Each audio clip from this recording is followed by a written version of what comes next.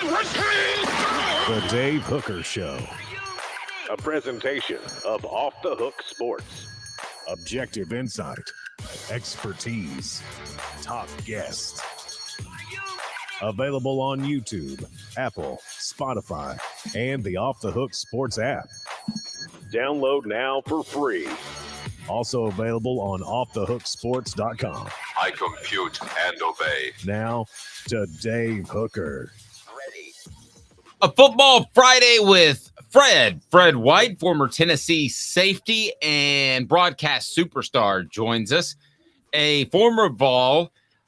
He shares some information about an illness that he suffered last year that really hurt him in terms of not only his final season at UT, but also his draft status. We'll get into that. Quinn Ewers or Joe Milton are viewed very different by some scouts, despite the fact that they're about equally productive. Also, coming up on the program, Joe Milton talks a little trash, and this is going to take hold and will be a factor in Gainesville. I can promise you that.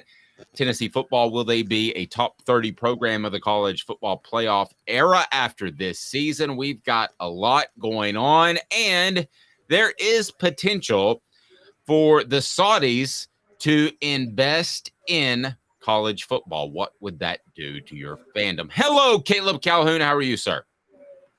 I'm good. How are you today, Dave?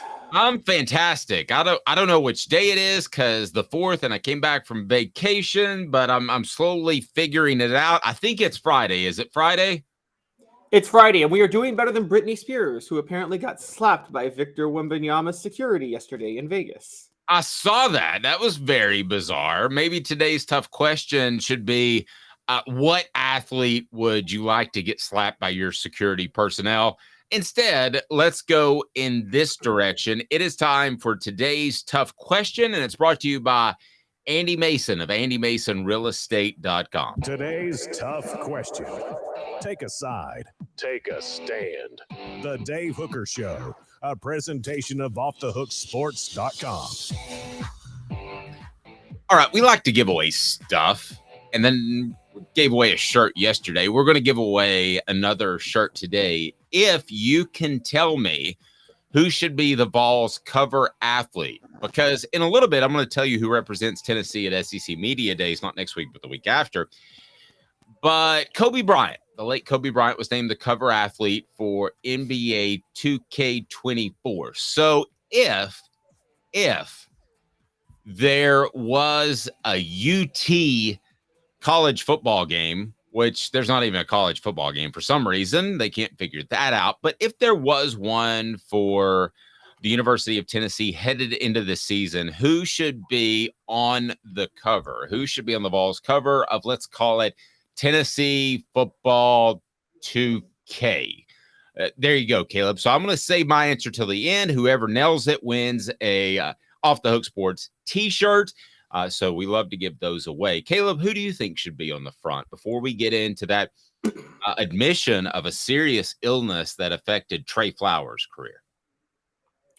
I'm going to stay in the spirit of Kobe Bryant and honor, and I think in that spirit, you honor somebody who has passed, who's a legend with the program, at which point I go with Johnny Majors.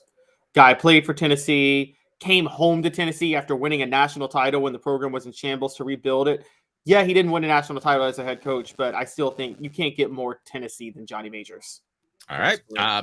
If you can match who would be on my cover for UT24K or whatever we want to call it, then I will hook you up with a Off the Hook Sports t-shirt. Now let's get to Trey Flowers, who talked about an illness he dealt with last year. And it's kind of one of those situations that, like Chris Lofton, you kind of feel bad for questioning him after when he shares this fact. Trey Flowers said on his Instagram account, I guess it's time to update the world on what I've been going through. These past months have been some of the hardest of my life. I was diagnosed with something called myositis. Myositis, in shorter words, is weakness and inflammation in the muscles in the body. And basically, my body was fighting against itself. Sounds like an autoimmune disease.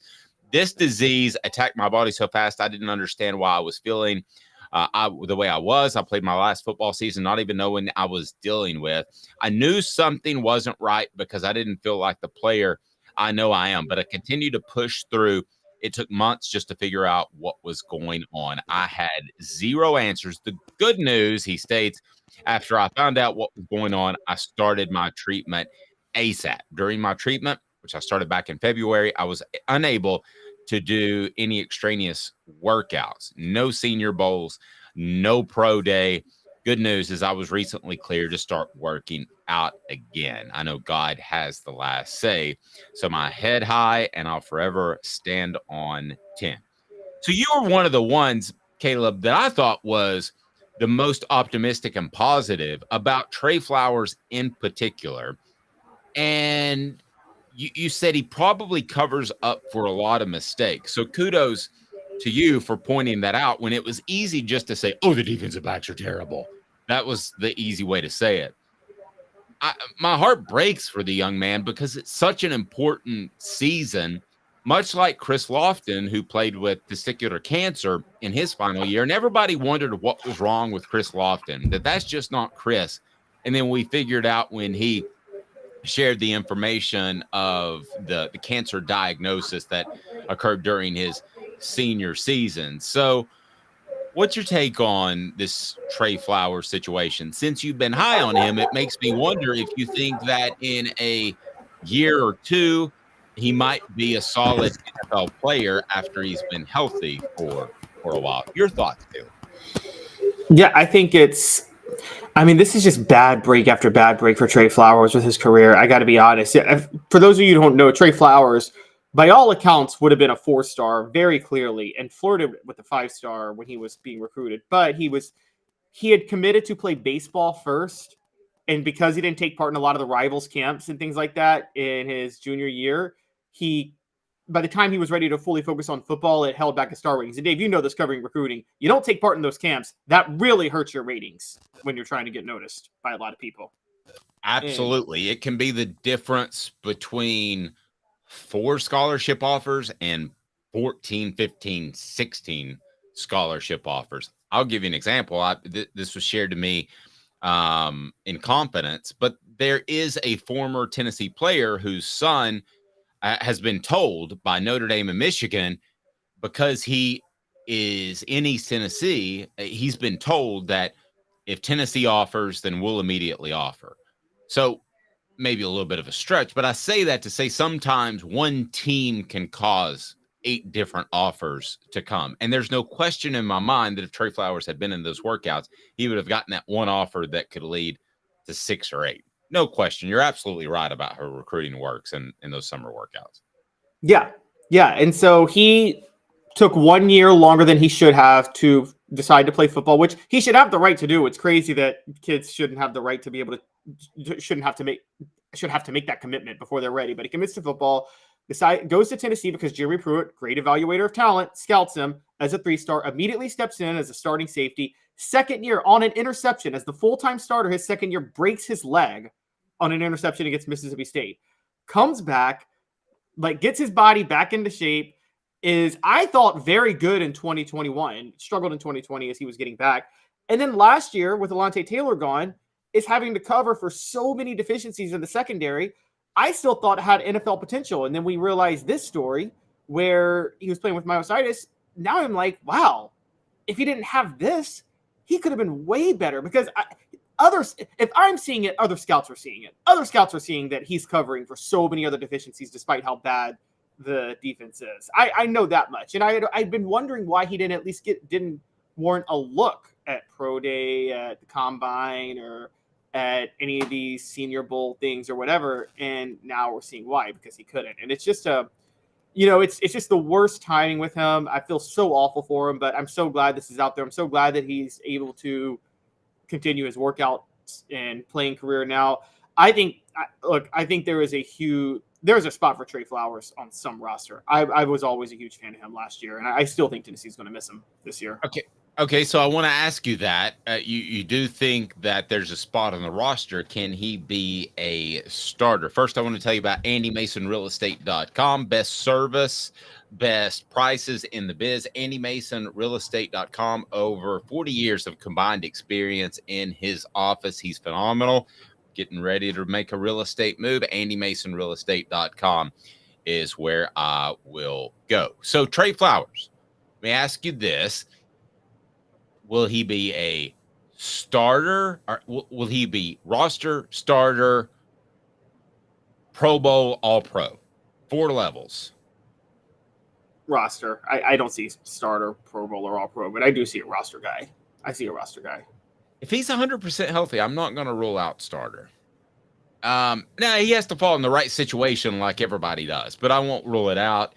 I will say that I agree with you. However, I think it's going to be roster. Be sure and hit that like button, subscribe if you haven't to this point, and turn your notifications on before we get to another topic. We got Joe Milton talking some trash in a little bit, and somebody on the message board said, how did Lane Kiffin come up? Well, it came up because of this. He's joking, and I ask you, who should be Tennessee's cover figure on let's say UT 2K24 game, because the late Kobe Bryant is going to be on the NBA 2K24 game. So if you are able to tell me who my pick is at the end of the show, then I will hook you up with an Off the Hook Sports shirt. And well, if it's Kiffin, let's just go all in and do Lane Kiffin, Bruce Pearl, and Donnie Tyndall, man. Let's get them all. Let's just be a heck of a shirt, wouldn't it? It would. I mean, it's you, Dave. You had the greatest, you got to cover a year where Tennessee had Pat Summitt, Lane Kiffin, and Bruce Pearl. All 3 of those guys were at the same school for a year. I still look back, I'm like, that's incredible. Yeah, and I said to myself at the time, I said, this is good stuff, and it's not going to continue. Both the success and the sensational nature of the program. And sure enough, it didn't. And it got bad. Now, I didn't think it was going to get that bad, of the decade of dysfunction, as Mark Nagy calls it. But no, that was a pretty special year. Pat Summitt was just all-time great to cover. She was fantastic. So let's get to some Quinn Ewers, or Joe Milton, as a 2024 draft prospect, because Joe Milton is not even in the first round of the mock draft. That does not surprise me. This, according to ESPN. Quinn Ewers, however, was a top 10 draft prospect. So I want to go through some of the stats and do a comparison on these two guys. But let me go ahead and just clarify right now. Scouts at both the college and NFL level think more of Ewers than Milton right now, significantly.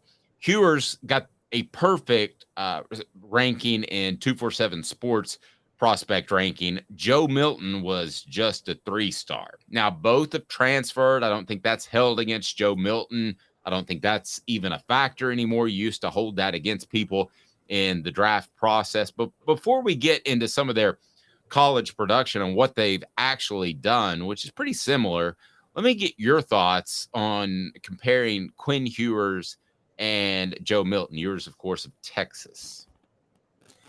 Yes, so this came up because we were looking at like you talked about, a ranking of NFL draft prospects for 2024, and 3 quarterbacks were in the top 10. Now, Quinn Ewers was one of them. The other 2 were Caleb Williams, no issue there because he's a Heisman winner, and Drake May, who you and I both agree is the best quarterback prospect in next year's draft, bar none.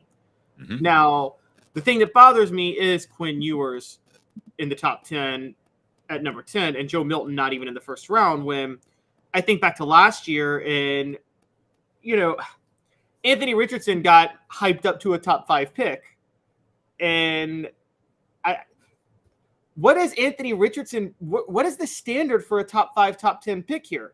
Because if you go by last year's standard, Quinn Ewers wouldn't be a first rounder and Joe Milton would be a top 5 pick. But all of a sudden this year, Quinn Ewers is a top 10 pick and Joe Milton isn't a first rounder. I'm like, again, it seems like they change the standard randomly every year. And I think that's what kind of bothers me about this list, because I think that if you're going based off last year, you should consider Joe Milton a far better draft prospect than Quinn Ewers, because scouts are valuing the size, the mobility, and the arm strength. Which one of those things does Joe Milton not have? I mean, so I don't get this. No, it takes one team, and in Richardson's case, it was the Colts. So it takes one team to get you up there, and one team could fall in love with you and think that you're going to be this incredible player because of your tangibles, how far you can throw the ball. He's a much better runner than Ewers. I think we would all agree in that, even though I don't think we've seen the best of his running. And it takes one team to say, that's my guy. And I do believe that ultimately Milton and Ewers could be considered around the same place as long as Milton plays well. But I do believe they'll be considered for far different reasons. You bring up Richardson. I think that's a great reason. Ewers, however, I believe has better touch on the ball and better accuracy from what I have seen. Now let's take a look at the stats. If you want to look at the stats, I'm going to pull what Ewers has done at Texas. He's got a 132 overall rating.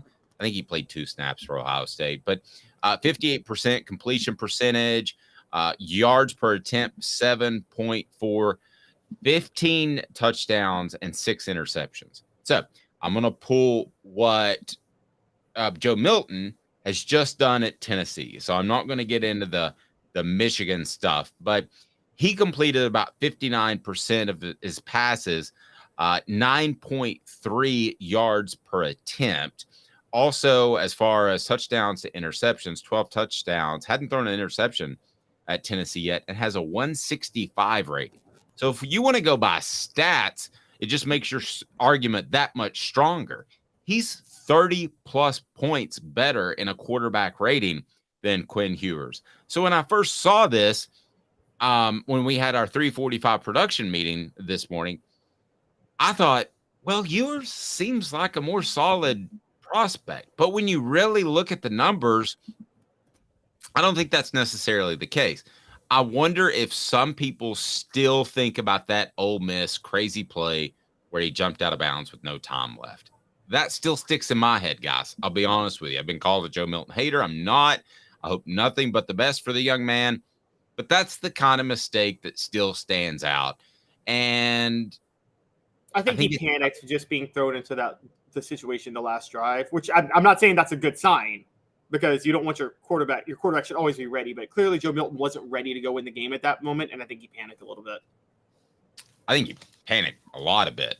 I mean, I think he clearly panicked, and that could be 1 in a million. But I don't know that it is. In a pressure situation, Tennessee is going to need him to make plays, and if he's not able to do that in clutch situations, it could be the difference in 2 wins or losses. I mean, you could be, instead of a 10-2 team, you could be an 8-4 if he makes mistakes late. Program brought to you in part by City Heating and Air Conditioning, cityheatandair.com. They have over 50 years of experience. So I'll go ahead and tell you this: City Heating and Air Conditioning, integrity matters. You might not need a whole new unit when these temperatures continue to climb up in July and August. I just need a part or some Freon. At the end of the day, who do you think will be a better NFL prospect and quarterback? So we're having this conversation in a year, who was drafted higher. We're having this conversation in 10 years, who was a better quarterback in the NFL. Okay, now, if you ask me, I mean, I hate to go here, but if you ask me based on my standard and not what I think NFL standards should be, because I think they're inconsistent, it has to be Quinn Ewers. I don't think Joe Milton's accuracy is something that he can never develop to be able to play at the necessary level at the NFL. I think it's one that's going to make him a very good college player. I think there will be a roster spot for him in the NFL. I don't ever see Joe Milton as an NFL starter, though. And I don't see Anthony Richardson as one either. I mean, I have never believed in arm strength as something that I think it's so overvalued with NFL draft picks at quarterback. Well, I totally agree with that. If you get to this level, you have enough arm strength, and being able to throw the ball 65 yards, or let's say 75 yards instead of 65 yards or 90 yards instead of 65 yards really doesn't make a big difference. Can you make all the throws? Can you make the deep out from the far hash? Can you do that? I care more about the low profile ball. And when I look at Milton, I'm going to disagree just a little bit here, Caleb, because I thought Hendon Hooker had big time accuracy issues, and that got fixed last year. So with Joe Milton, I think it can get fixed. I used to not believe that. I used to think that accuracy was kind of innate, like being a good shooter in basketball. I think you can improve pretty drastically. So I'm gonna have to break with you on that with Hooker though, and I disagree with you about Hooker. Like, did it come and go in 2021? Yes, but I didn't think it was bad. It just turned out to be. It just went from okay to really, really, really good in 2022. We're asking Joe Milton to go. Joe Milton wasn't okay. His accuracy was horrendous. I mean, horrendous. And I don't know if you can go from horrendous to good. Okay, well, let's put it this way. If Hooker was a B-, C+, he went to an A+, right? Last year, I think we can agree with that. I'd say A-. He still missed on some throws last year. So I'd say A-. Yeah, and I don't want to lean on completion percentage, but it was really high. So anyway, we'll say A-. So he went a full grade. Joe Milton's a D? He was an F 2 years ago. I mean, he was an F. It was horrendous how bad his accuracy was. Well, that makes me wonder about your thoughts on Tennessee, because you said that you think they'll win 10 games. If he's an F or a D, they're not going to win 10 games. I think Joe Milton can go up 2 full letter grades because he's been in the system for 3 years now. So, but that's getting him to a C. And I think a C is all you need in Josh Heupel's system to be okay. You need better than a C in the NFL.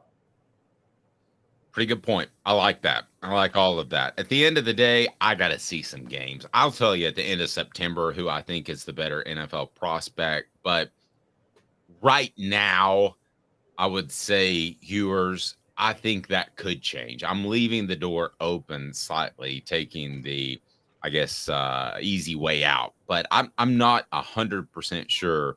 Now, Travis says his accuracy wasn't the issue, or he wouldn't be playing D1. It was a timing issue. There's probably some truth to that. There's probably a lot of truth to that. It's probably a little bit of both. Can you develop? And I guess timing you can kind of develop, right? You can kind of pick that up, which would be a good sign for him. Yeah, I think that he's going to be okay. Let's go back to his completion percentage, and his completion percentage at Tennessee has been 59%. What was Hendon Hooker last year? Hendon Hooker last year was 59%, right? I'm sorry, 69%. Yeah, Hendon Hooker pushed 70. But you got to remember, it's 59%, but in games that mattered, I mean, Joe Milton was 51.6% in 2021, and he went up to 64.6 this past year. I don't consider that improvement. So much of that was mop-up duty with Joe Milton. I mean, so much of it was mop-up duty. So the only game we have to go on where he showed accuracy was the Orange Bowl. Now, we don't know what to make of it because the Vanderbilt game, he wasn't accurate at all. All of his issues were still on display in the Vanderbilt game, but it was raining in that game. And then the Orange Bowl happened. Yeah, the weather conditions were horrible. Talking to Cooper Mays and Jacob Warren on the Vol Report, they said it was worse than it looked on television. So you can go one way. You can say that the weather conditions were terrible, his accuracy was terrible, it was because of the weather. And then on the flip side, you could say Clemson didn't really want to play and they weren't motivated to play. I think it's probably somewhere in between. Where he'll be different, and what I really like about Joe Milton is the intermediate over the middle passes, the low profile passes, the little darts. I saw enough accuracy out of the Orange Bowl to believe he'll be really good on that. Now, is he going to be good on the other touch passes? That's a whole different question. Fred White coming up next. We always enjoy talking to Fred White. Be sure to hit that like button, subscribe if you haven't, and turn those notifications on. Fred White coming up next with Caleb Calhoun. I'm Dave Hooker, Off the Hook Sports. Sun, sand, and salt water, the beach is a very relaxing place. Unless you wear contacts. Ow! Open your eyes to the best the beach has to offer with LASIK vision correction from Campbell Cunningham Laser Center. Hi, Mike Davis here with City Heating and Air, reminding you to always dare to compare. Our team provides quality local heating and air service, installation, and maintenance across East Tennessee. We use only the best equipment like American Standard heating and air conditioning for your residential, new construction, or commercial needs. Honesty, dependability, and customer satisfaction have been the cornerstones of our business since 1961. City Heat and Air. Dare to compare.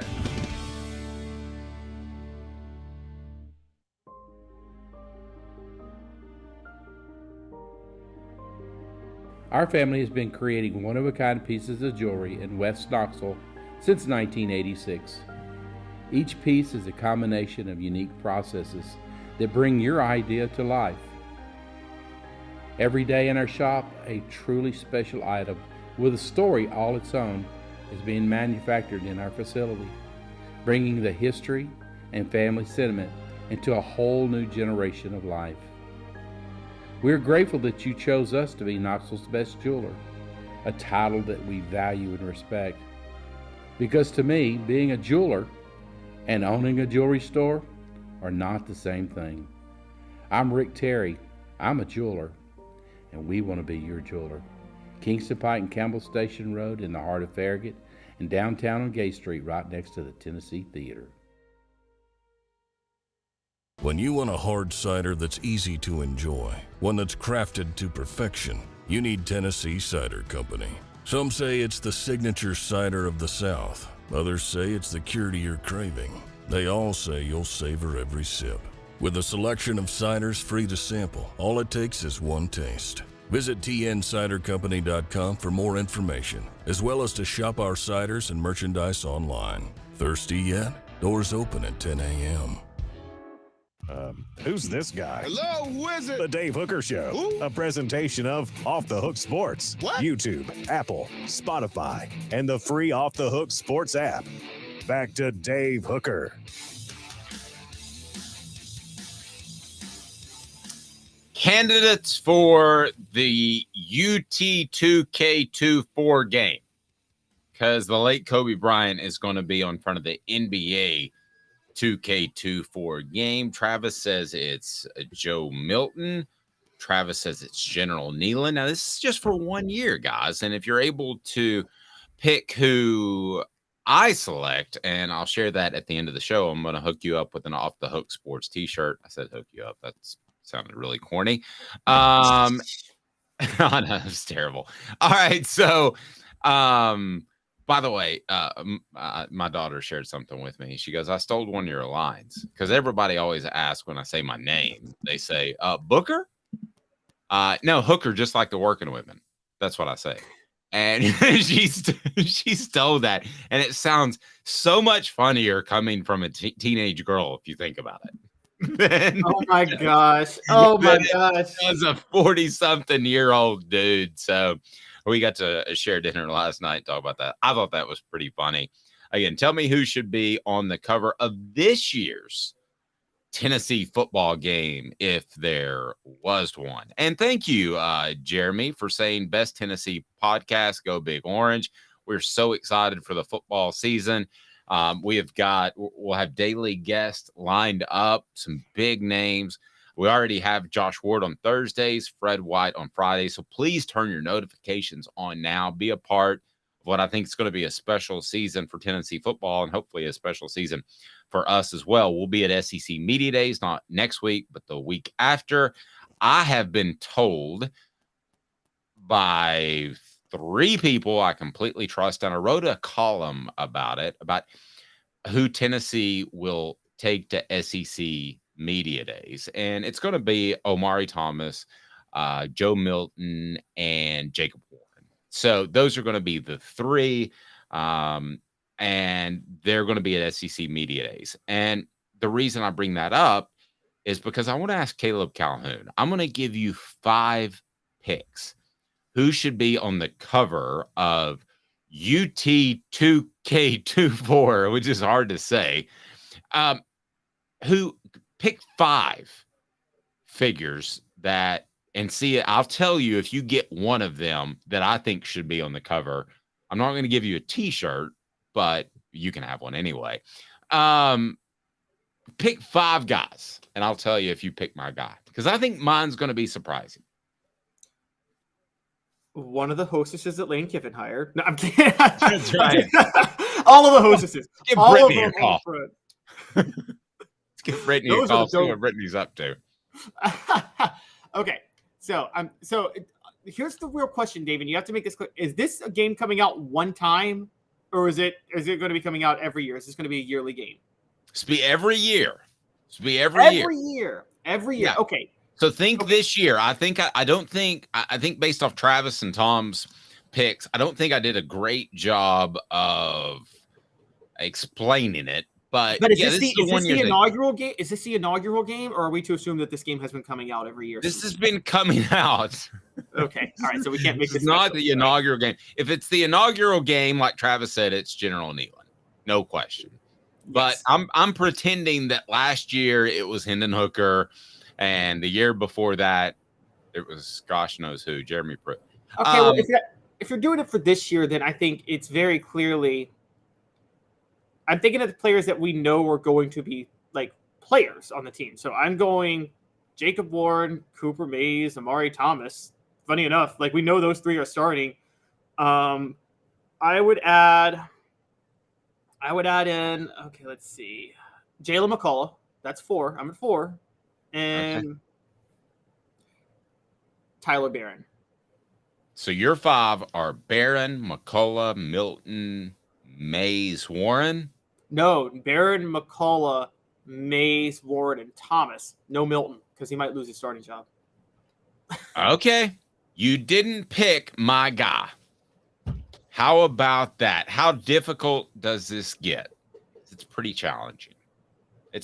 You didn't pick my guy at all. So whoever does on the message board, I will hook you up with an Off the Hook Sports t-shirt, and I will send it your way. You get to pick the color and size. So it's pretty cool. But no, you haven't picked my guy yet, and I think my guy will be a little bit of a surprise. And I think that I think it's very apt based off last year. How about that? Very, very apt. Does that give you any sort of hint? Look at it. He's struggling. All right.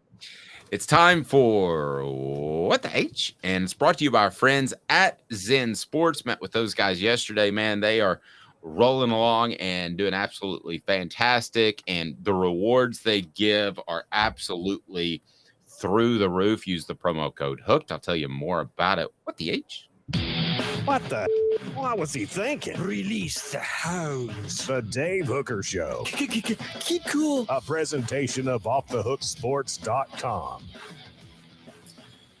All righty. So here's what Joe Milton said, and we are hooking up with Fred White. And no, he is not related to Reggie White. Good question. I never thought to ask that question, but he's not. So I guess we're all related in some shape, form, or fashion if we really go back. But no, they are not closely related at all. So Joe Milton had this to say when asked what it meant to beat Clemson while playing close to home. He said, quote, "I don't lose in Florida. I took that one to the heart. Pretty much take every game to the heart, but I don't lose in Florida." What SEC team is Tennessee playing in September this year south of Knoxville? I believe that would be Florida. Thoughts on Joe Milton trash talking? He said this at the Manning Passing Academy. I'm sure he didn't think it'd be out. It was on a Locked On SEC podcast. And your thoughts on Joe Milton with some maybe incidental trash talking? Well, I'm sorry. I know we don't like to do this during the segments, but I love Travis's WTF after playoff yesterday's show. Absolutely. Well, that's fun. Yeah. WTF does not mean, well, that's fun. We worked that out with Josh Ward yesterday. Let's bring Fred White into this. And Fred's appearance brought to you by Zen Sports. Fred, how are you, sir? I'm doing good. About you guys? Never better. Never better. So Joe Milton said this. He said, quote, about the Clemson playing close to home, the Clemson game in the Orange Bowl. It was very meaningful. I don't lose in Florida. I took that one to heart, pretty much take every game to heart, but I don't lose in Florida. Close quote. I think Tennessee plays at Florida in September. If I can pull up the schedule and double check, but I'm pretty sure. Is this trash talking? What do you think? I like it, honestly. I'm glad he don't lose in Florida. Keep that up. I mean, I'm okay with him saying what he said. Only thing about talking trash, you need to back it up. That's it. If you can't back it up, then you can't talk trash. But if you can talk trash and back it up, by all means, talk trash. Well, do you think he'll be able to back it up? We were discussing how he wasn't in any first round picks, mock drafts in the NFL, and Quinn Ewers of Texas was. Do you think he can back it up? Do you think he can take that next step? Because accuracy has been an issue. Well, that's the one thing I think he can. Do I think he can back it up? I think he can. I'm looking forward to seeing what he does. But it's, right now it's more potential than anything. Potential means you haven't done anything yet. I mean, you won a bowl game, yes. I think he did a good job in doing so. I think he's gotten better as a quarterback over time. And I think he has what it takes to really make that happen. However, Quinn Ewers, on the other hand, he started for a whole season. So it's not it's not necessarily a comparison of what the talents is or based on what the pre-draft stuff is, and the draft is not even a year. It's almost 9 months away from now. So, a lot can change in a year. It's very true. Fred's appearance brought to you by our friends at Zen Sports. And Zen Sports is the new sports book in Tennessee, revolutionizing the way you earn sports betting rewards. That means no more deposit bonuses that turn into deposit nightmares. And Zen Sports, what you see is what you get. With their cash rewards program, you get a lot of cash. For a welcome bonus, earn an unlimited 5% cash back on your betting volume for your first 15 days when you sign up with the code HOOKED. That's HOOKED. That's right. Unlimited 5% cash back. Keep betting and keep earning. You earn money with up to 3% cash back on your betting volume every month after that. And refer friends to earn a percentage of their betting volume as cash rewards as well. Zen Sports is bringing the cash back to Tennessee. So if you bet big on sports, you want to be betting on Zen Sports. Zen Sports betting just got better. We were discussing earlier, is Joe Milton struggled with accuracy, Fred, or was he struggling with timing in the times that balls sailed wide? I think you can say both at times. Accuracy on the deep balls, because some of those were overthrown, and that sometimes is timing. Working with those receivers on a regular basis and getting the same reps with those guys. But I think watching what he did in the bowl game, if he can build off just that one game. I know it was just one game, but building off that game, he had pretty good timing with those guys. And I'm watching him at the Manning camp throw this ball this is one of the hardest throws to make too, by the way, from the right hash to the corner of the end zone. He made that throw. I haven't seen many college quarterbacks be able to make that throw. That's the same throw that Jacob Eason threw against Tennessee. Yeah, they lost with the Hail Mary, Josh Dobbs to, Juwan Jennings there. I think that is one of the hardest throws to make in college football. In pro football, that's one of the hardest throws to make. Opposite hash to the opposite corner. That's telling you got time and also touch. So I think he's worked on those things, and I'm hoping that that's the case going forward into the season. You would hear if he wasn't doing well. That's right. We would hear that. You would hear that he's not doing well. Somebody would let it be known that he's not doing well. I don't think anybody said anything about him not doing well in summer workouts or in 7-on-7 drills. You know. We knew about Garantano. Man, True. He looks, but you know, I don't know what it's going to look like when he turn the lights on. Joe Milton has been one of those guys that went away when the lights came on. And I'm not trying to down Garantano, but we heard good and bad about him from players, coaches alike. We haven't heard those things about Joe this spring and summer. Here's what I've heard about Joe is that he was taking things seriously, obviously, before the Orange Bowl. And by the way, I said this earlier before you came on. I love the fact that he can throw the slants and the dig routes and those sort of things over the middle with good, really good accuracy, at least he did against Clemson. I think Tennessee's offense will look a little bit different. But here's what I was told. He was taking everything seriously and he was ready to be the guy. And Nico shows up, and it's kind of a reaffirmation that he's going to have to bust it in the offseason to hold off Nico. And that just kind of took him up another level. What have you heard about Joe in the offseason? I mean, I've heard very similar that he was doing well. Then all of a sudden, in comes this freshman. I can't let this freshman take my job. I think that pride kicks in a little bit, and that competition does. So this is what you think about when you talk about quarterbacks or any player. Hey, man, compete for the job. Be better than the other person. Don't leave because that person came in. And also, when you come in, you don't just get a job because you came in. You better bust your butt to get it. So I think that's a great example of a guy coming in who's highly recruited, highly rated. Hey, man, you got to still come in and get this. You got to win the job. We don't give you nothing. You win it. And if you're the guy who's in position already, hey, your job can be taken. Don't put your hat on the mound. It'll be gone. There you go. Fred, interestingly enough, with the Joe Milton comment, I wanted to ask you the most about it because I recall Fred White having a teammate at quarterback who came from Alabama and once mentioned that he never lost to a school from Alabama while he played at Tennessee. We owned Alabama. Still do. And Auburn, by the way. Y'all beat when T. Martin started, y'all beat Alabama twice. Alabama teams. None of them. UAB, Auburn. Yep. That's true. Y'all even got UAB in there. T. Martin was able to beat UAB. He beat every school from Alabama, basically. Every school from Alabama. Was there did you ever notice anything different about T. Martin whenever he was playing at Alabama school? Did he seem like he just was there extra level? Absolutely. See, there's this thing in the locker room where if you're from that state, you do not want to lose to that state. You want to see somebody have their best week of practice or their best games, where do we play their state?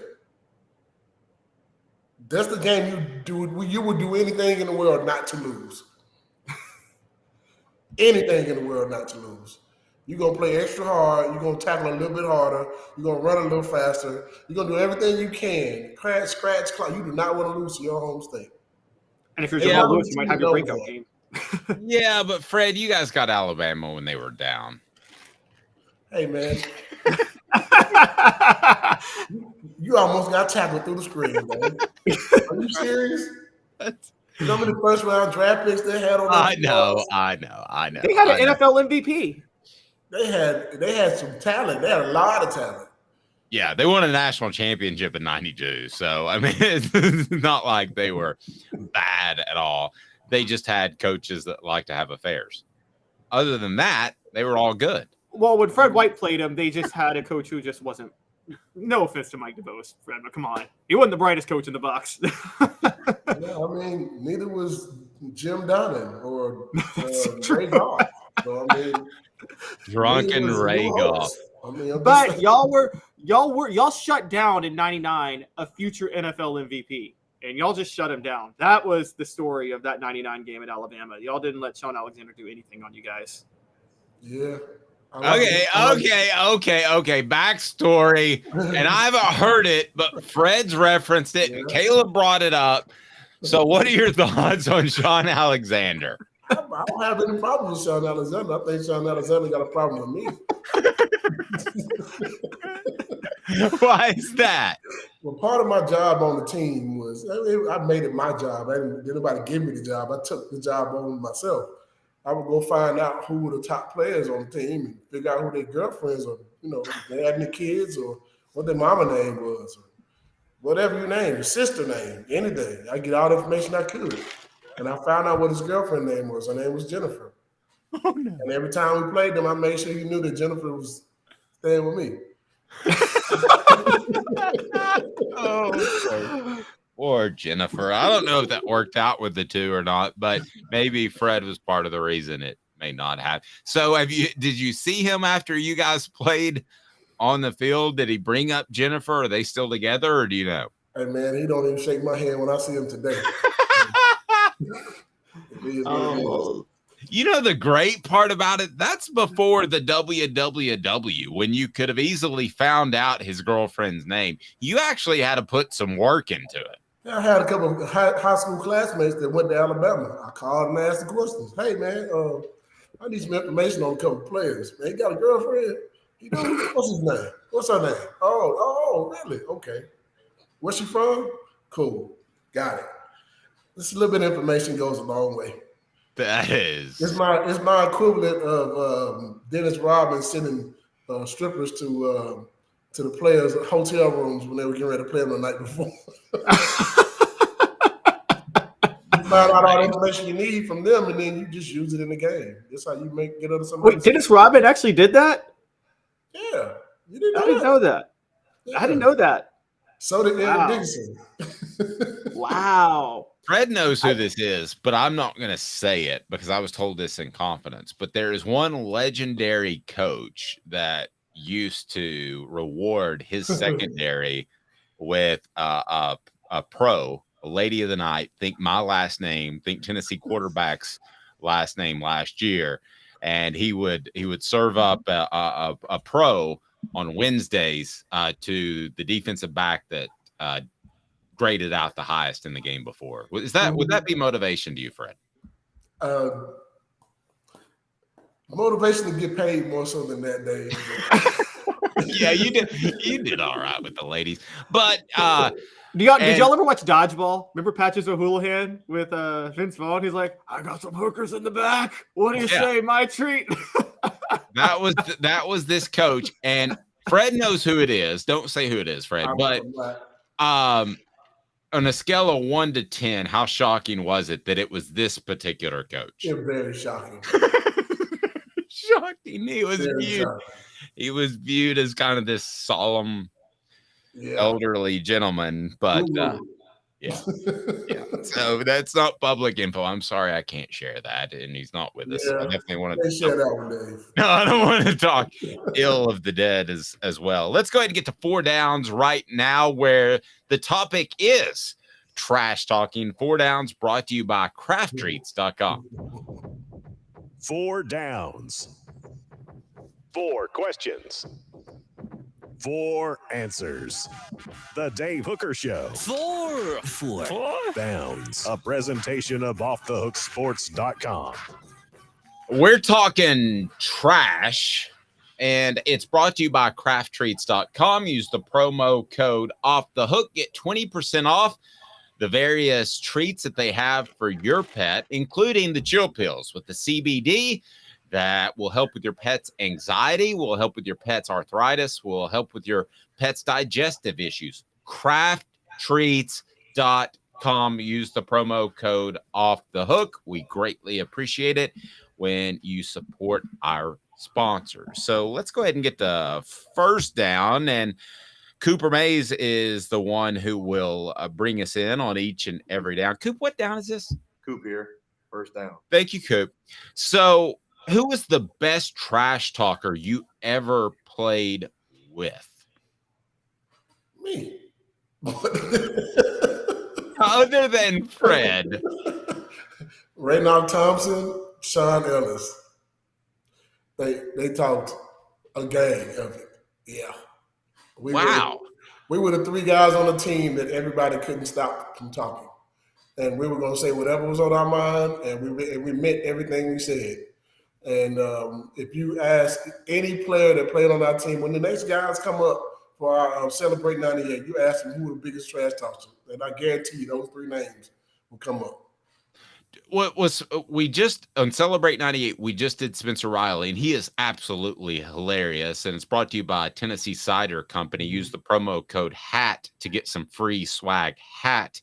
Whenever you order from Tennessee Cider Company, you can order their fantastic cider pretty much anywhere in the United States of America. But Spencer Riley, I didn't view as a trash talker, but could he talk some trash? Oh, absolutely.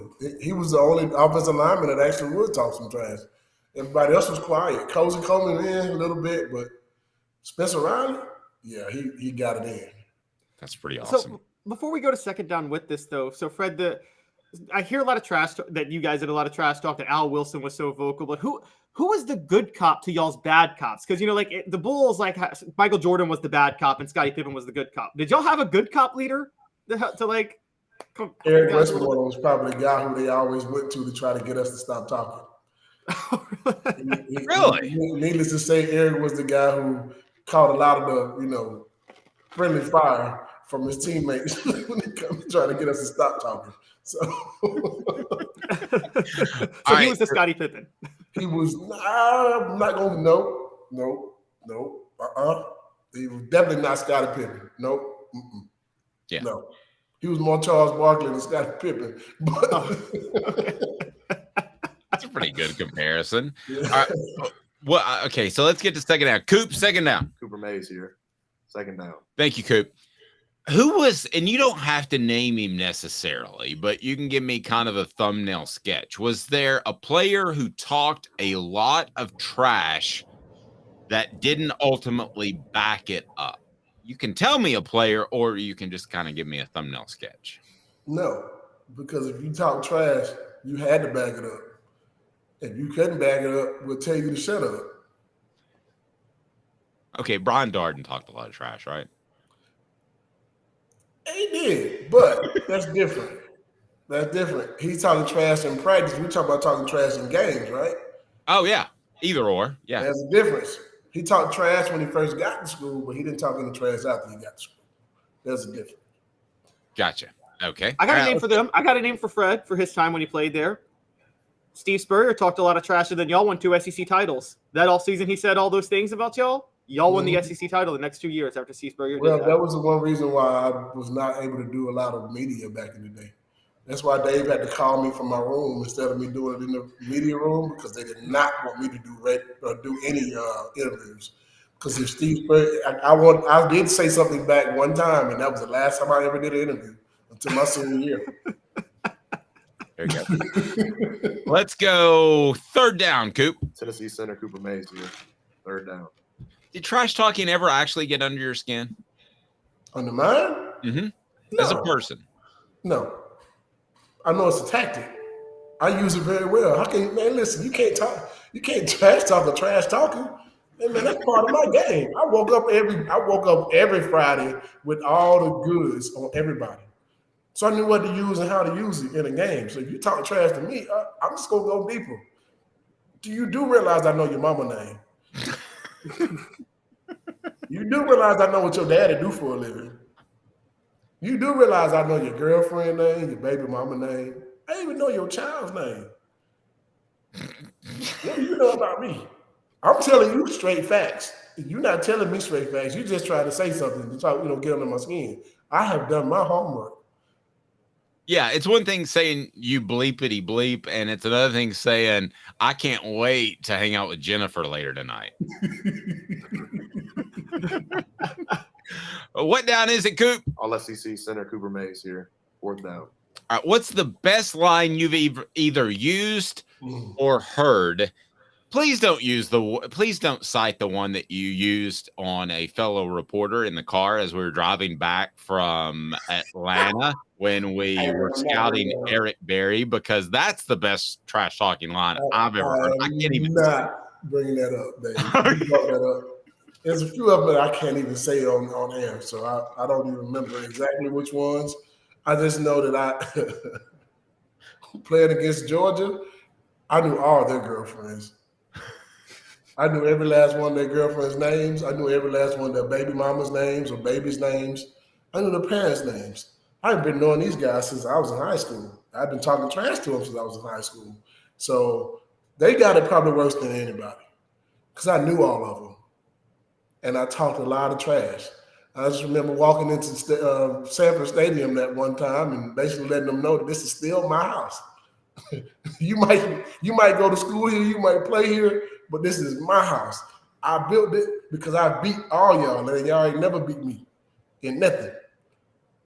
Not badminton, not spades, not pity pat, not goldfish, not nothing. You never beat me in anything. So make sure you understand when I leave here, this is my field still. Good stuff. All right, so good night. Fred, how far would you have gone in the Rap Olympics in the 90s if you went? Say what now? I said when the Rap Olympics was a thing, how far would you have gone with all your skills? I wouldn't have gone far. I'm not good at rapping. Oh, you don't have the bars? But you got the trash talk though, which is half the battle. Yeah, but it don't rhyme. In order to be a rapper, you got to rhyme, right? It didn't rhyme. I'm just spit some real facts, and some untruths in there, and also some facts. I got the names correct. I know what they like. I know what they're doing, and I'm gonna make sure you know that they're gonna get a chance to do it in my city. In our city. So then one of the competitors should have hired you as a consultant to do oppo research on everybody in the Olympics. Yes. And then they could have used that information. I could have been an investigative reporter. Yes. You really could have. By the way, go ahead. I Fred, on my other job, I cover politics a lot, and some campaign staff should be hiring you right now to do oppo research on their opponent. Absolutely. They should be. They really should be. You know, the funnest thing, it was fun, man. To me, trash talking was fun. It was a way to get you out of your game. If I got you so upset at me during the game, you're not focused on what you're supposed to be doing. And all I'm focusing on at that point is continue to just rub it in. I'm going to rub it in every chance I walk past you. My mom used to say to me sometimes, hey, I just see your head going up and down the whole game. What are you doing? I'm just saying, yeah, mama, we having a good game. Yep, that's it. We're having a great game. I'm not going to tell them what I was saying, but I was saying a lot. Hit that like button if you're on Twitter or YouTube or Facebook for that matter. And feel free to share. The retweet is very helpful. If you haven't subscribed to this point, you need to do so because we've got a fantastic fall lined up. Of course, Fred White on Fridays and then Josh Ward on Thursdays. We'll have more daily guests throughout the week. Looking forward to that. And Fred, if people want to be in good hands, who do they need to call?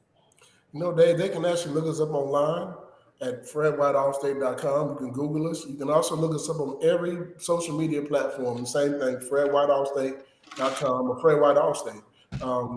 We'll take quotes from anywhere. We also have a link on our website where you can actually get a quote for yourself without actually having to talk to us. But we would love to talk to you, like to have a conversation sometimes. Also, give us a call at 770-381-0367. We'd love to be able to help you out. We'd love to be able to put you in good hands. Our goal is to make sure that you at least walk away with the knowledge of what you have and what you need for your car or your home or also your life insurance. And we also do business insurance as well. So bring me those commercial autos. There you go. So I referred to Fred one time as an overachiever, and he told me about his 100-meter dash time, and I shared it yesterday on the program. Travis asked, I put it up on the screen, did you really run a 10-2, and why were you not a wide receiver? You did run a 10-2. Yes, I did. That's fast. And I the reason why I came to Tennessee was because I could run track and play football.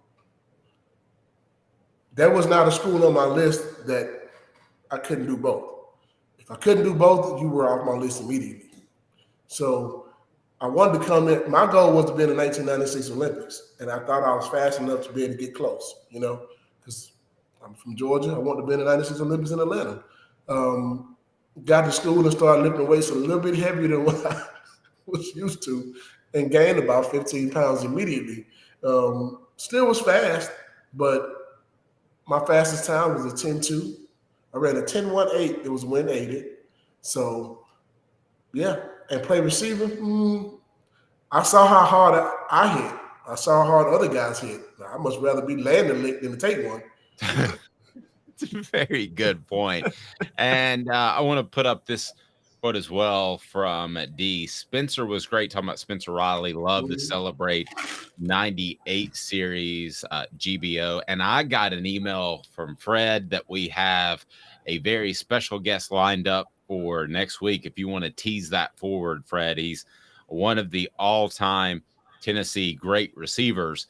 And I say that knowing that Tennessee was wide receiver U when I was growing up in Knoxville. So I don't say that lightly at all. You know, this guy was the guy who played Peter Ward for us in practice before we played Florida State. It was also the guy who made us realize Peter Ward wasn't that fast.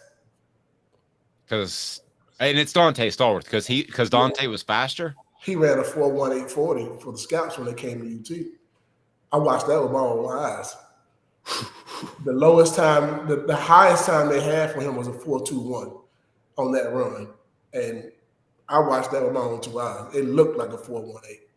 It looked like somebody running that fast. It was insane. He was like a shot out of a rocket. But he played Peter Ward, and we couldn't stop him in practice. Toward the end, we started to catch up to him and catch his angles, those type of things. But when we got to the game, we realized how much faster Dante was than Peter Ward. Wow. So it made the game that much easier for us playing against him. Fred, it's funny you mentioned that, and then we'll let you go. I know you got a busy day, but there is some of the pro days were open, some weren't to the media. And really, with the naked eye, it's tough to tell the difference between a 4.5 and a 4.4. But the one guy that I said, like you said with Stallworth, that I said, holy Hannah, he just made himself a lot of money. Before I even heard the number, do you want to guess who it is? Who's that? It was Jamal Lewis. I was like, when he ran at 235 pounds, and I think it was a 4.32, maybe 4.31. 4.31. I remember I said to myself before they announced the times, that's faster than all get out. And sure enough, it was.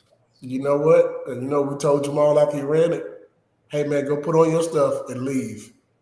He did leave. He did. Did you tell him to do that?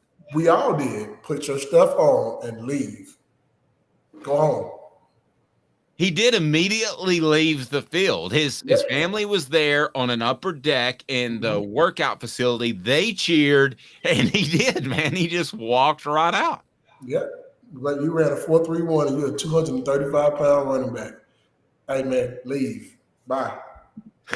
They'll call you. 8 men have run for 2,000 yards in a season in the NFL. And he's one of them.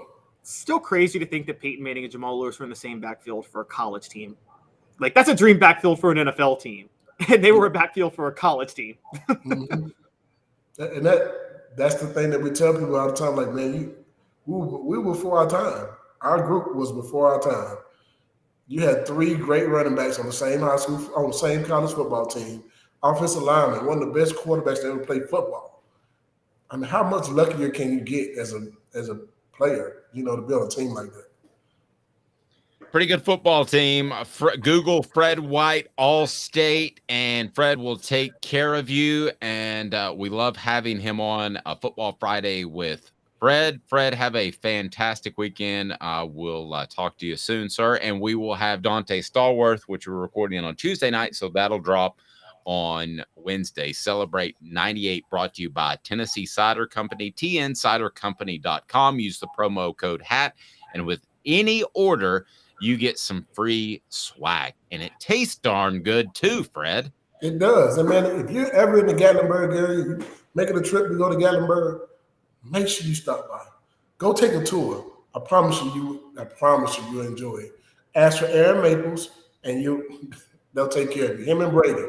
Those guys will do a good job for you. I promise you. I'm telling you, you're in good hands.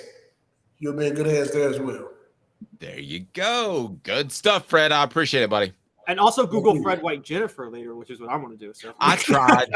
I know I googled Sean Alexander Jennifer to see if they stayed together, and I had to put in Alabama. I was doing all this googling while Fred was talking, and I wanted to find out if Sean and Jennifer are still together.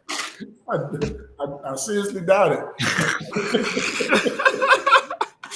That is awful.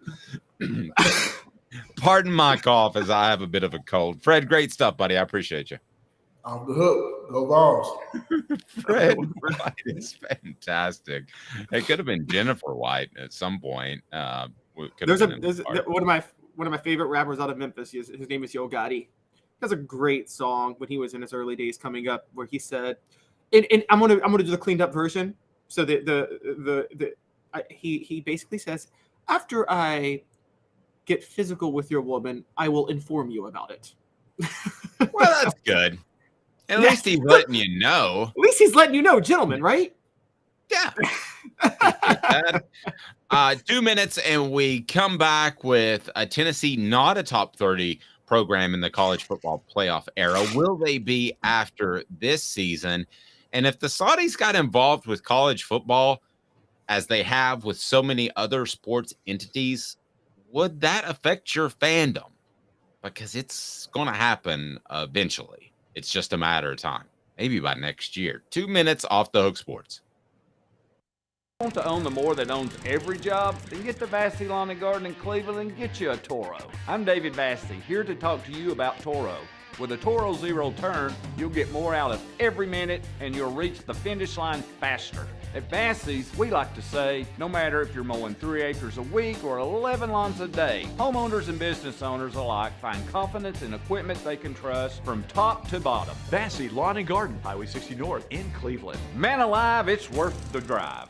Hi, Mike Davis here with City Heating and Air, reminding you to always dare to compare. Our team provides quality local heating and air service, installation, and maintenance across East Tennessee. We use only the best equipment like American Standard heating and air conditioning for your residential, new construction, or commercial needs. Honesty, dependability, and customer satisfaction have been the cornerstones of our business since 1961. City Heat and Air. Dare to compare.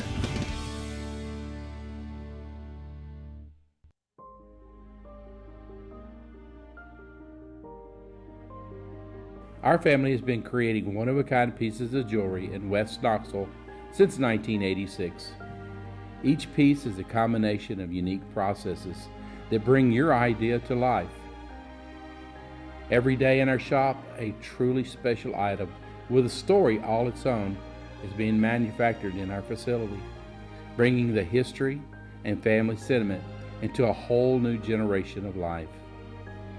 We're grateful that you chose us to be Knoxville's best jeweler, a title that we value and respect. Because to me, being a jeweler and owning a jewelry store are not the same thing. I'm Rick Terry. I'm a jeweler, and we want to be your jeweler. Kingston Pike and Campbell Station Road in the heart of Farragut, and downtown on Gay Street right next to the Tennessee Theater.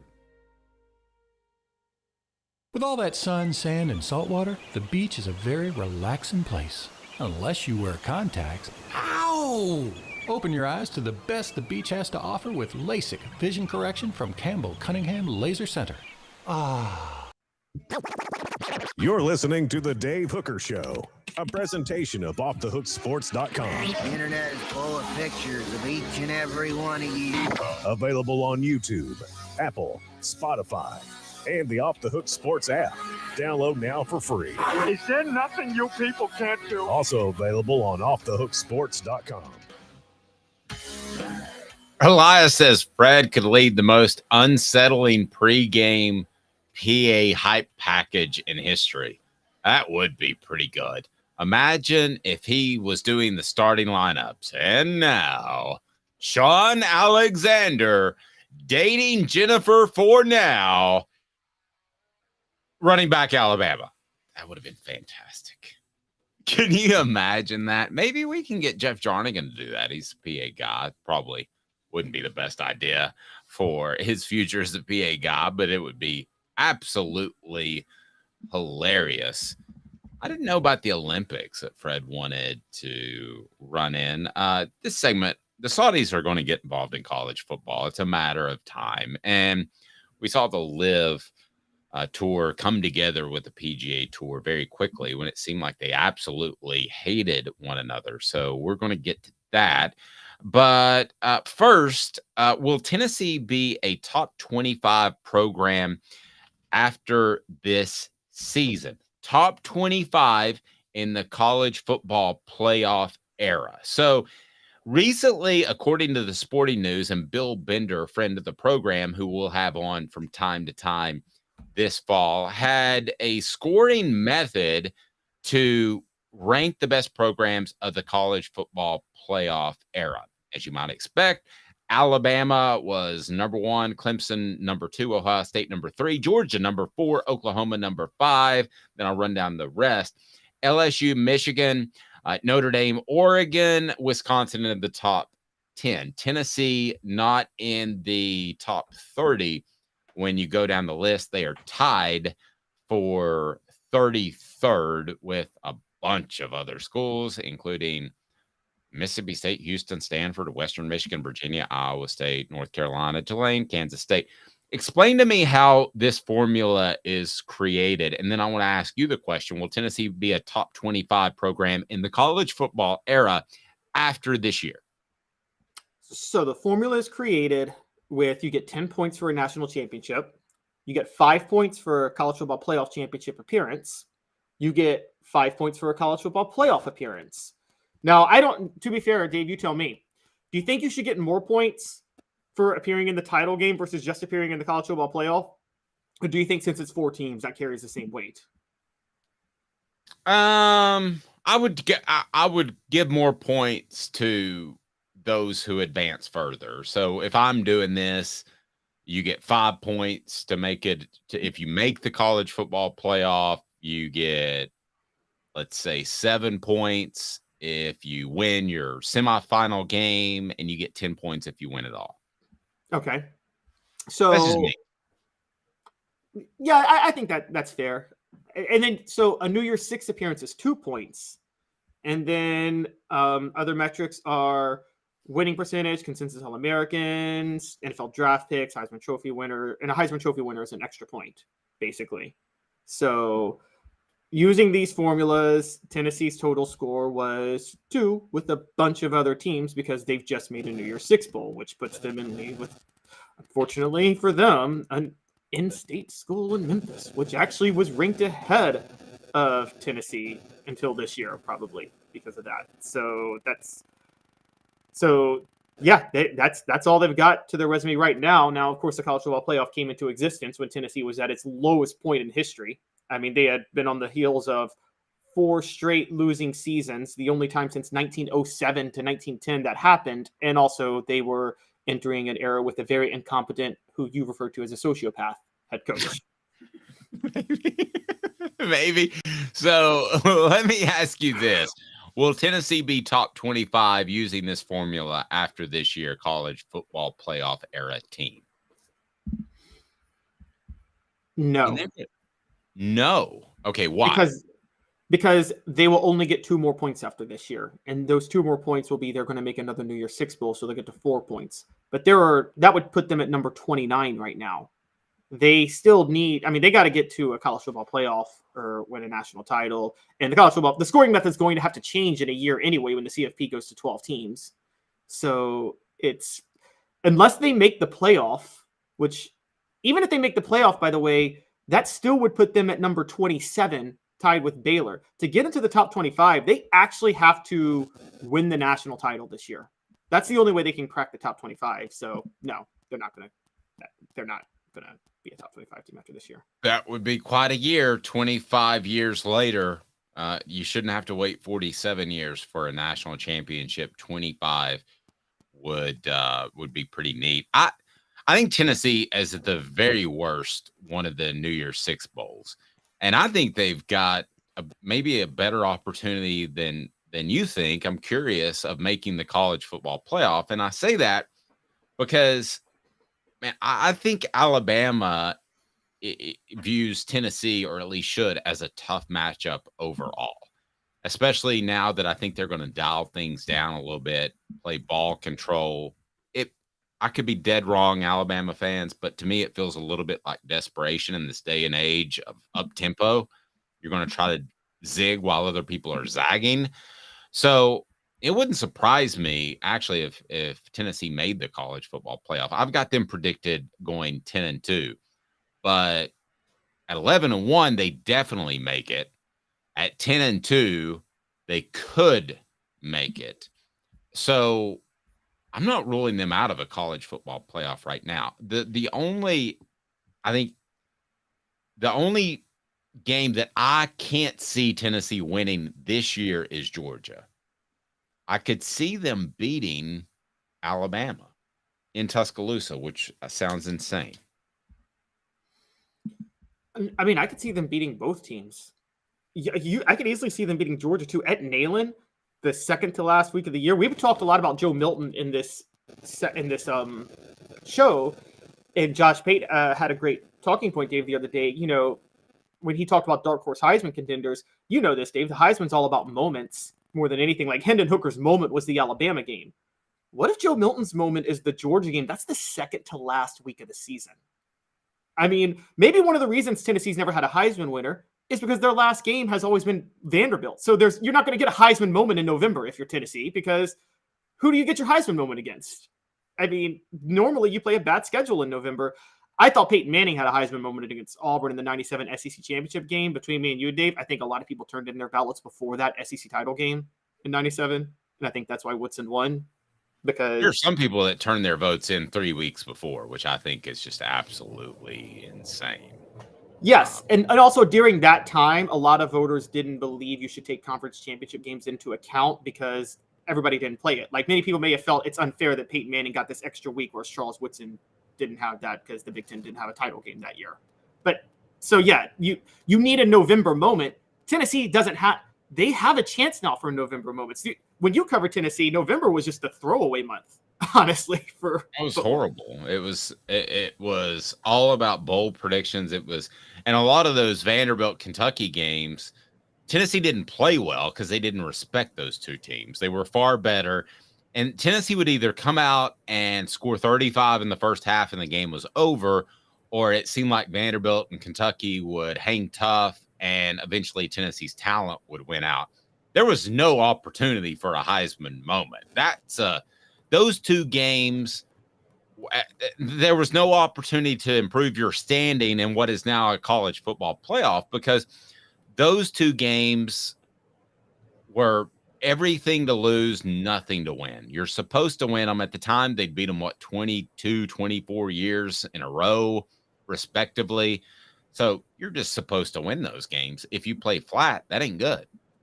And Tennessee oftentimes did play flat.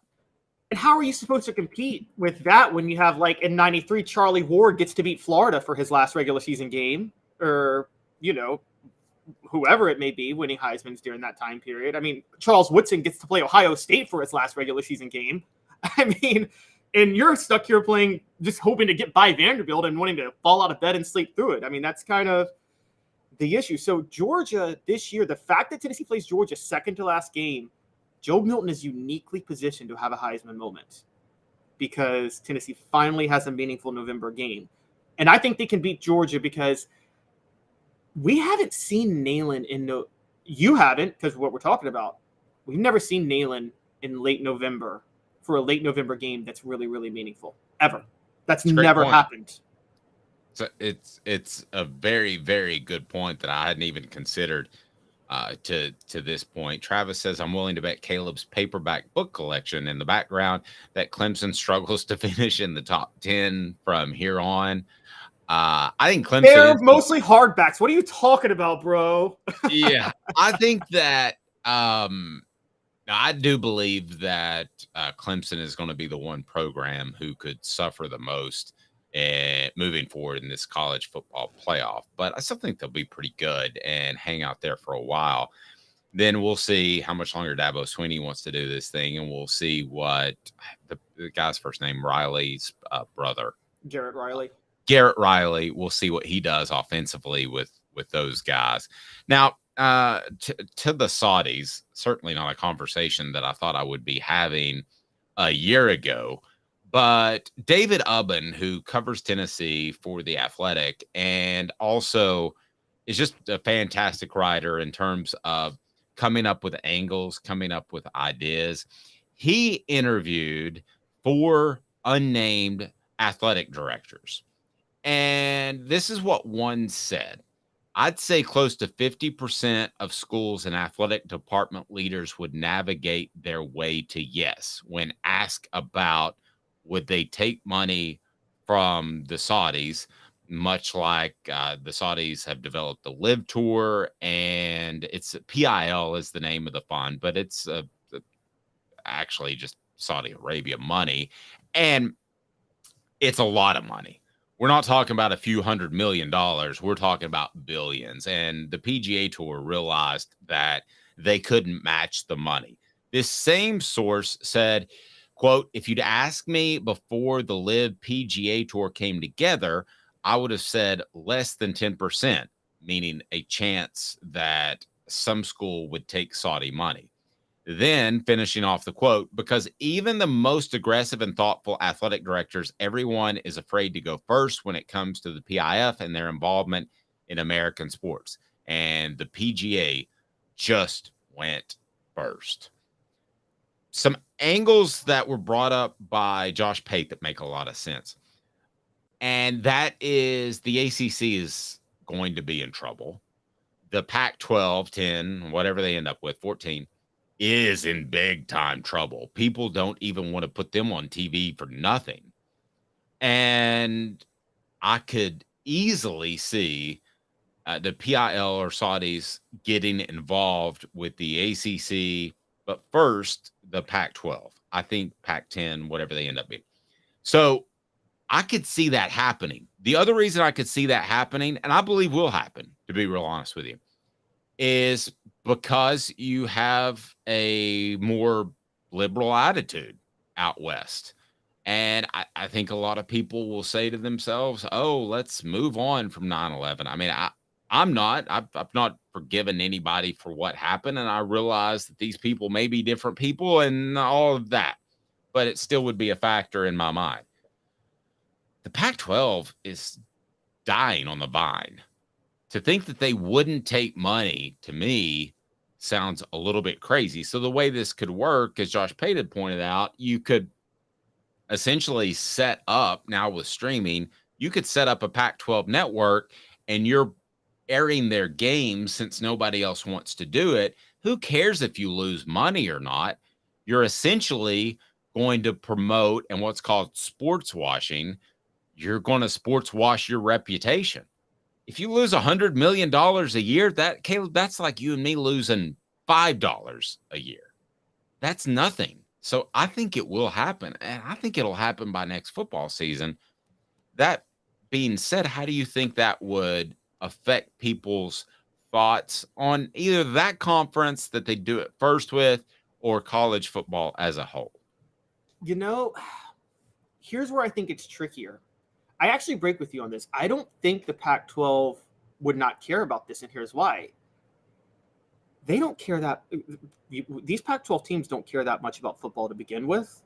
So I think it's easy for them to take the principled stance.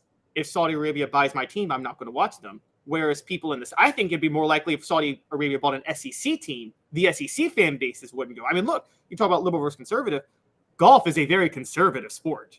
I mean, let's call it what it is. It's a very conservative sport. The Saudis just bought off all professional golf right now.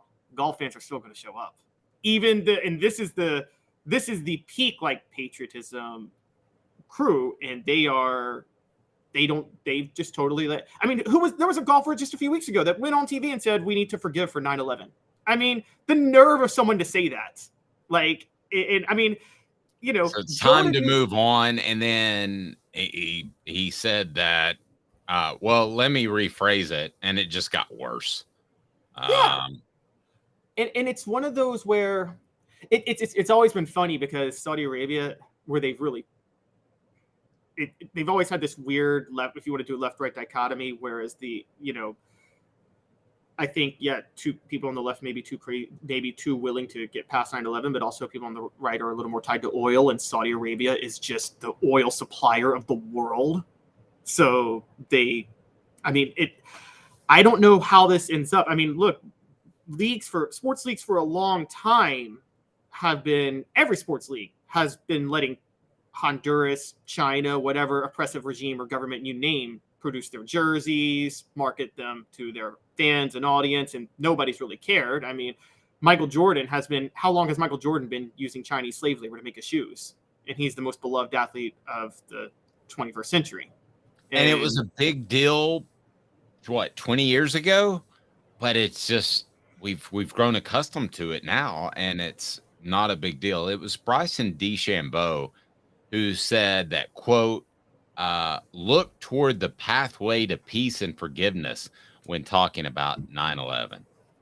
Just Bryson DeChambeau, just shut the hell up. Don't do any more interviews. I mean, the pathway towards peace and forgiveness is for this Saudi regime to be overthrown and somebody and a more democratic regime take over there. That's peace and forgiveness. I could not say it better myself. There's no way I could phrase that better than what you just said. Rocky Top Tom says, if Saudi money gets in college sports, I'm burning everything college related that I have. Once again, the theme continues. Money equals problems, and nobody does a thing about it. They just want more, especially in the golf world. But we've seen that in the college football world as well.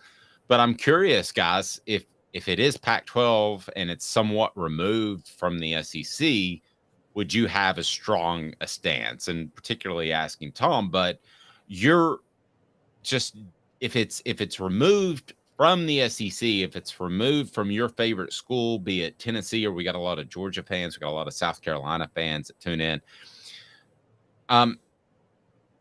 If it's insulated from your conference in your school, is it a no big deal thing, or is it, like Tom said, it affects it across the board and he's burning stuff?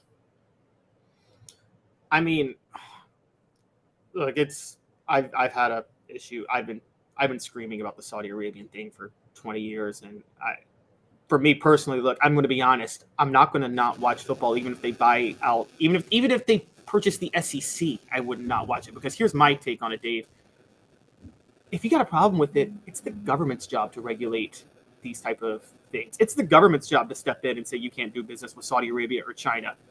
Don't blame the leagues and the businesses that look. Businesses and corporations and moneymakers are in the business of making money. That's what they do. They're amoral. There's no such thing as morality in markets and capitalism. Now, we believe in a capitalistic society because we think that's the best way to uplift communities. But then we believe that the government is the one to step in and kind of be the referees to say, okay, we got to set some moral boundaries in place. I would think a moral boundary would be don't do business with the country that facilitated the worst terrorist attack on our grounds in history. So how am I supposed to blame a conference or even the PGA Golf Tour when our government's out here? Our government makes Saudi Arabia our top ally. How can I sit there and blame these leagues when, and it was 50 years ago where Richard Nixon opened up trade with China? I mean, if you don't blame the NBA, blame Richard Nixon. And blame every president after who has allowed us to trade as a country to trade with China. So I know people are like, oh, government get out of everything. Well, this is what the government's job is. If the government doesn't do this, then we might as well just not have one, period, and just have anarchy. Yep.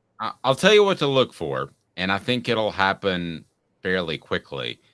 Is they're part of, they've invested in a part of an ownership group that is trying to purchase an NFL team, which I believe is the Washington Commanders. Correct me if I'm wrong, Caleb. But once that happens, it is the next step. They're going to go after college football. It's the second most popular sport to the NFL in the nation. It's exactly what's going to happen. And then you get in sort of a grassroots. I mean, imagine if you could change the mindset of an entire generation, a group that wasn't alive during 9/11, and suddenly Saudi Arabia is just another country.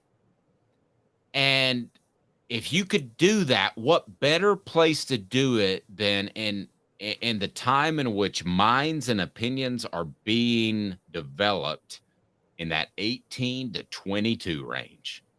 And what better way to do it, if you're talking sports, is college football. That would be even bigger than the NFL. And don't even for them. Oh yeah, and we haven't even thought about this. So Saudi Arabia does this. What's to stop Iran to then come in and say, you know what? Saudi Arabia is going to do this. Why can't we? What makes us any less moral than Saudi Arabia? And they would have a point, by the way. And so I know we have sanctions on Iran right now, but Iran could then come in and say, well, why do you have sanctions on us and not Saudi Arabia? If they can do this, government, let us do it. And then you could see Iran start to buy teams. And then the entire Middle East proxy war that's happening right now, for those that don't know, Saudi Arabia and Iran are basically like in a Cold War that's worse than the United States and the Soviet Union was. Like, one side pulls the trigger, you're going to have nuclear war in the Middle East at some point. What happens when American entertainment becomes the proxy war for those two countries? Scary stuff. Let's keep our fingers crossed and hope it doesn't happen. But if I had to bet a mortgage payment, I'd say it does within 5 years. I hope and pray I'm wrong. Like, literally pray. Like, when I say you brought this topic up, and it will be a part of my prayers. He's Caleb Calhoun.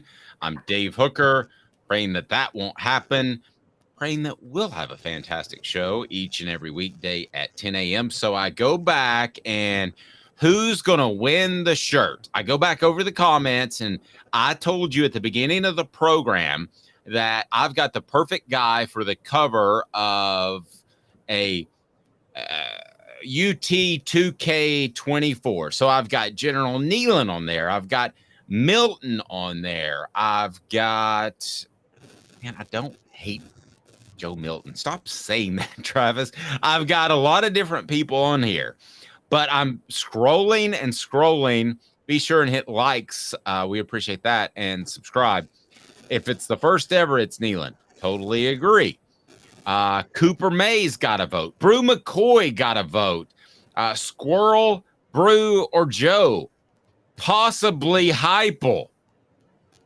That is my pick. Travis, I think you already have a shirt, but you can have another one for your friends and family. I'll put my email right here, and I'll hook you up with an Off the Hook Sports shirt, and we greatly appreciate you being a regular listener, but you get the shirt for nailing it. It's Josh Heupel.